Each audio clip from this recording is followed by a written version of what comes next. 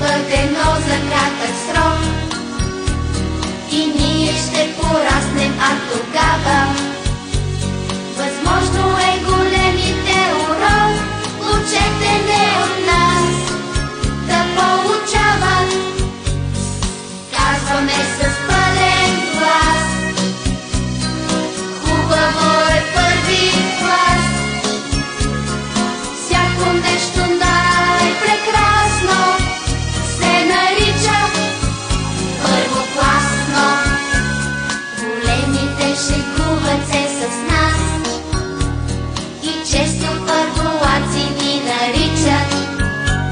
С насмешка казват: тези първи клас не могат да четат, а само сричат. Но както с часове растем, расте приятелството помежду ни.